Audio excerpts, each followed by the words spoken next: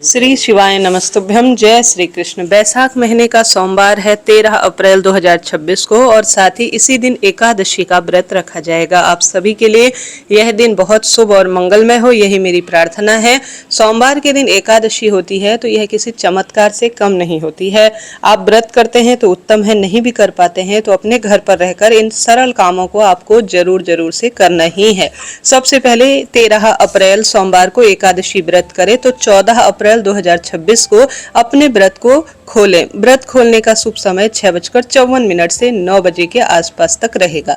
इस समय अगर आप व्रत खोलते हैं तो अति शुभता देखी गई है। अपने घर पर रहकर कुछ श्रेष्ठ कार्य पितरों को भी सुख देंगे। आपके घर के सभी सदस्यों के भाग्य को उदित करने के लिए बहुत विशेष रहेंगे। कैसे किस स्वरूप में सुने, अंत तक बने रहें। खासतौर पर एक महिला इस सोमवार के दिन कोई कार्य करती है तो पूरे परिवार की नवग्रह सुधरते हैं। महादेव के आसपास सभी नवग्रह विराजमान है।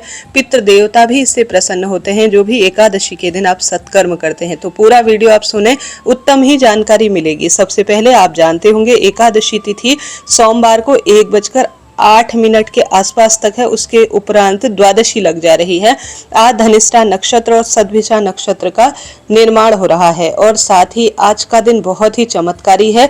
राहु काल सुबह ही हो जा रहा है। 7:45 से 9:19 राहु काल है। किसी नए कार्य की शुरुआत राहु काल में न करें। इसके अलावा पहले से जो चलते आ रहे पूजा पाठ के काम है निश्चित रूप से वह किए जा सकते हैं। सूर्य उदय का समय 6:11, सूर्यास्त का समय 6:42 रहने वाला है।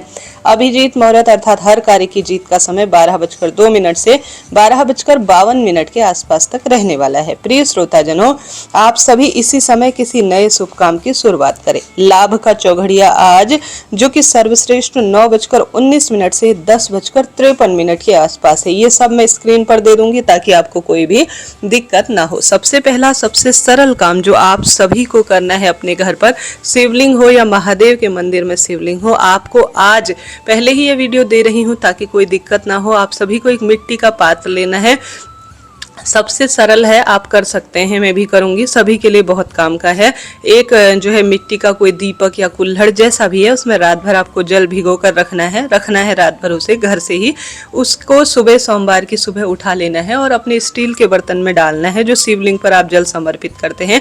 कुंदकेश्वर महादेव की जय कहते हुए घर के सभी सदस्यों के हाथ का स्पर्श कराकर एक बेलपत्र अपने साथ ले जाएं और शिवलिंग पर आप इन दिनों ही गुरुजी ने बताया है, अगर एक बेलपत्र हाथ में लेकर मात्र एक बार आप श्री शिवाय नमस्तुभ्यम या नमः शिवाय ओम महामंत्र का जाप कर लेते हैं तो वह 1000 गुना महामंत्र जाप करने का फल देता है। तो सरल तरीके से बेलपत्र अपने हाथ में रखें, नाम जाप करें, अपनी जो है मनोकामना कहें और शिवलिंग पर इस बेलपत्र को समर्पित कर दीजिए। फिर जो जल से घर से ठंडा कुंड जो जल लेकर गए हैं मिट्टी के पात्र का, कुंदकेश्वर महादेव का नाम का, घर के सदस्यों के हाथ का स्पर्श कराकर वह सरल तरीके से शिवलिंग पर चढ़ा दीजिए और फिर इस चढ़े हुए जल को प्राप्त कर स्वयं अपने मस्तक पर इसको लगाएं, घर पर इसका छिड़काव करें। सबसे सरल उपाय है जो आप आसानी से कर सकते हैं, जिसे मैं भी करूंगी और मैंने अब एकादशी है तो दूसरा उपाय बहुत सरल तरीके से आप जो अपने घर के मंदिर में कर सकते हैं वह सुनिए। जैसा कि इस महीने आंकड़ा, बड़, पीपल, बेलपत्र इन वृक्षों को सिंचन करने का बहुत महत्व है।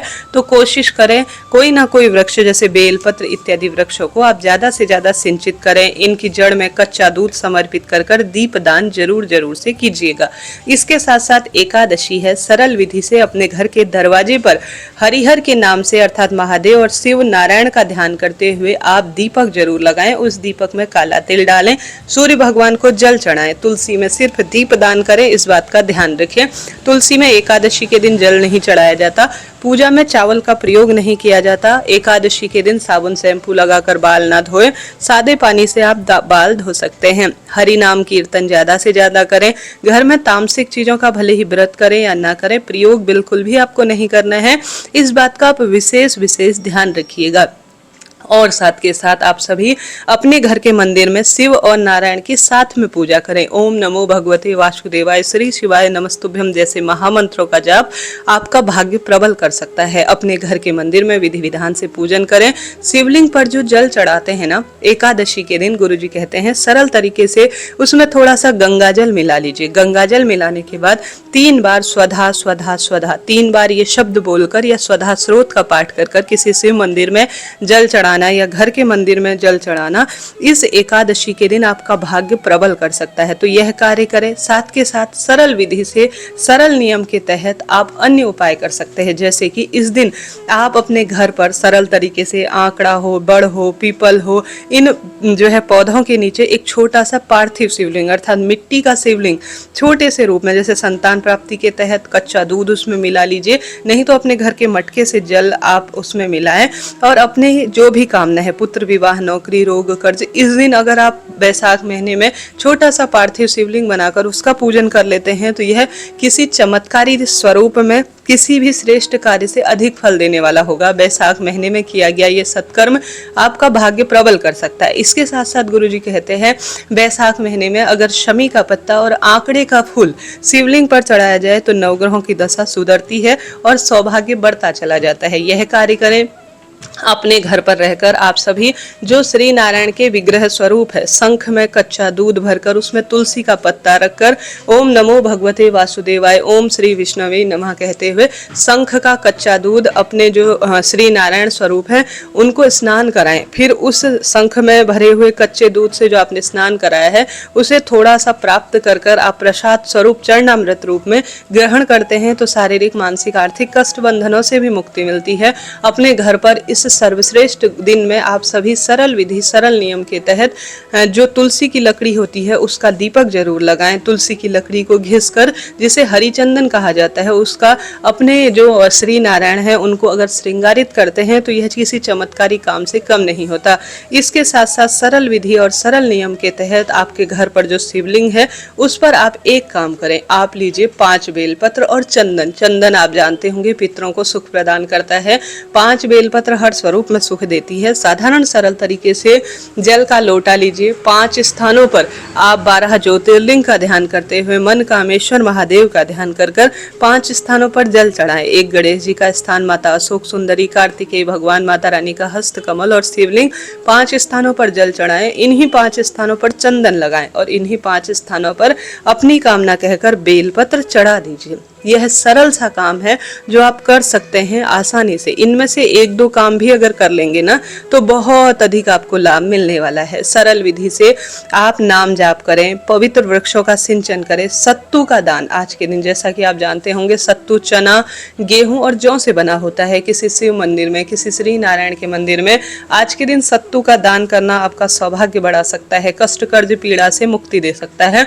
व्रत नहीं भी कर पाने की स्थिति में इन कार्यों को आपको करना ही चाहिए।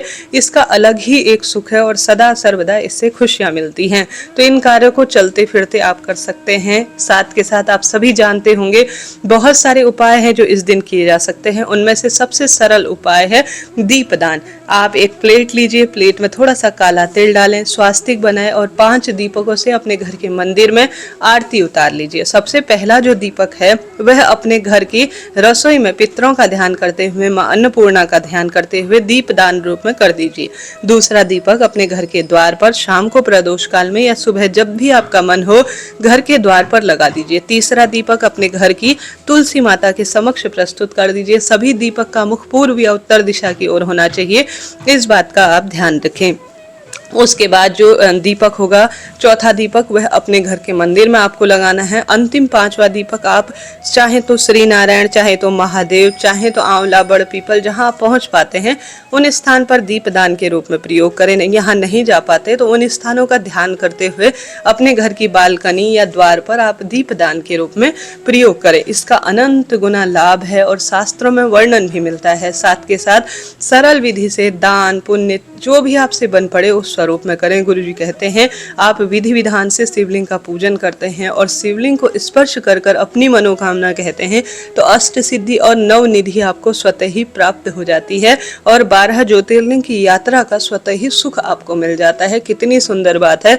इस सोमवार के दिन कोई ना कोई कार्य करें। जैसा कि गुरु जी कहते हैं कोई लक्ष्य लेकर आप चल रहे हैं, जैसे कि परीक्षा या कोई अन्य जो है आपका लक्ष्य, तो रामेश्वर ज्योतिर्लिंग का आप ध्यान कर कर शिवलिंग पर जल चढ़ाएं। ठीक है, यही उपाय अभी अभी उन्होंने बताया है। और चिंता बहुत अधिक है, डिप्रेशन सा रहता है, बच्चों के लेकर या स्वयं को लेकर मन विचलित रहता है, तो डिप्रेशन को दूर करने के लिए उज्जैन महाकाल ज्योतिर्लिंग का ध्यान कर कर शिवलिंग पर जल चढ़ाएं। बीमारी से परेशान है, बहुत कष्ट है, तो महाकालेश्वर ज्योतिर्लिंग का ध्यान करें और घृष्णेश्वर ज्योतिर्लिंग का आपको ध्यान करना चाहिए। और प्रतिष्ठा नहीं मिलती है, बार बार कहीं कलेश रहता है, ताने मारे जाते हैं, त्र्यंबकम ज्योतिर्लिंग का आपको ध्यान करना चाहिए। तो कमेंट्स बॉक्स में 12 ज्योतिर्लिंग का ध्यान करते हुए हर हर महादेव जरूर जरूर से लिख दीजिए। और साथ के साथ पेट अर्थात उदर से संबंधित या कोई शारीरिक कष्ट है तो बैजनाथ ज्योतिर्लिंग का ध्यान करें और भीमा शंकर ज्योतिर्लिंग का आपको ध्यान करना चाहिए। साथ के साथ कोई अन्य परेशानी है तो आप नेत्र विकार है, घाव इत्यादि हो गए हैं तो केदारनाथ ज्योतिर्लिंग का ध्यान करें। नेत्रों से संबंधित कोई है तो सोमनाथ ज्योतिर्लिंग का आपको ध्यान करना चाहिए। तो इस तरह से कोई ना कोई श्रेष्ठ कार्य करें, दीप दान करें, नाम जाप करें, श्री नारायण की भक्ति करें, महादेव का ध्यान करें। सोमवार की शाम को तुमरुका जी का ध्यान कर कर काला तिल डालकर दीपक शिव मंदिर में प्रज्वलित करें। बेल पत्र वृक्ष की जड़ में दीप दान करना, नाम जाप करना, ज्यादा से ज्यादा जल का दान करना, क्योंकि यह महीना बैसाख का महीना है। इस महीने जलदान की महत्वता है। रुई, छाता, जूता और कूलर, पंखा और जल इत्यादि, सत्तू इत्यादि जो आपसे प्रबंध हो उस स्वरूप में दान करें। पवित्र वृक्षों का सिंचन करें। भगवान की भक्ति कहीं नहीं जाती, झूठ छल कपट से दूर रहें और बहुत सुंदर तरीके से प्रभु चिंतन करें, ध्यान करें। बिना व्रत के भी चलते फिरते इस तरह से आप अपनी दिनचर्या कर लेते हैं, सरल विधि से भगवान का जाप करते हैं नाम का, तो कुछ ना कुछ मिलता जरूर है। थोड़ा सा आपको आशावान होना पड़ेगा।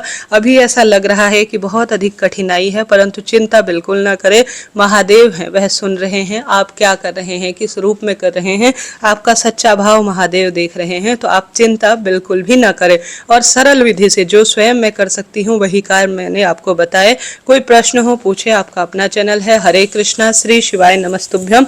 जरूर जरूर से कमेंट्स में लिखें और कोई भी बात हो आप पूछ सकते हैं। राधे राधे।